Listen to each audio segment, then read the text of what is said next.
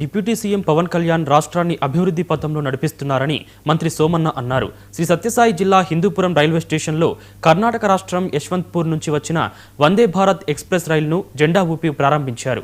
Vande Bharat express రైలుకు హిందూపురంలో stop ఇవ్వడం అనేది స్థానిక ప్రజలకు మోదీ ఇచ్చిన బహుమతిగా సోమన్న అభివర్ణించారు. ప్రధాని మోదీ ఆదేశాలతో కూటమి ప్రభుత్వంలో ఏపీ రాష్ట్రం మరింత అభివృద్ధి చెందుతుందని చెప్పారు.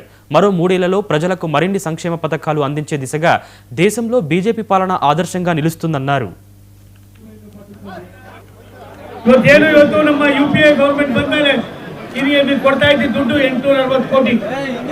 ಸನ್ಮಾನ್ಯ ನರೇಂದ್ರ ಮೋದಿ ಅವರು ಎನ್ಡಿಎ ಗವರ್ಮೆಂಟ್ ಬಂದ್ಮೇಲೆ ನಿಮ್ಮ ಆಂಧ್ರ ಪ್ರದೇಶಕ್ಕೆ 9,417 ಕೋಟಿ ರೂಪಾಯಿಗಳನ್ನು ಬಿಡುಗಡೆ ಮಾಡಿದ್ದೇವೆ.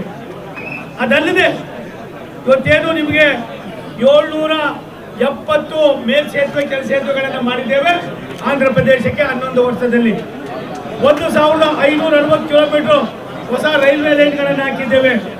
100ಕ್ಕೆ 100 ವಿದ್ಯುತ್ ಶಕ್ತಿಯನ್ನು ಅಳವಡಿಸಿದ್ದೇವೆ. ಇವತ್ತು ಆಂಧ್ರ ಪ್ರದೇಶದಲ್ಲಿ ದೇಶದಲ್ಲಿ 80,000 ಕೋಟಿ ರೂಪಾಯಿಗಳ ರೈಲ್ವೆ ಯೋಜನೆಗಳು ರಾಷ್ಟ್ರದ ಪ್ರಧಾನಮಂತ್ರಿಗಳು, ರಾಷ್ಟ್ರದ ನಮ್ಮ ಮಂತ್ರಿಗಳಾದ ಅಶ್ವಿನಿ ವೈಷ್ಣವ್ ಅವರು, ನಿಮ್ಮ ರಾಜ್ಯದ ಮುಖ್ಯಮಂತ್ರಿಗಳಾದ ಚಂದ್ರಬಾಬು ನಾಯ್ಡು ಅವರು, ಪವನ್ ಕಲ್ಯಾಣ್ ಜಿ ಅವರು ಅವರ ಒತ್ತಾಯದ ಮೇರೆಗೆ ಇವತ್ತು 80,000 ಕೋಟಿ ರೂಪಾಯಿಗಳ ಕೆಲಸವನ್ನ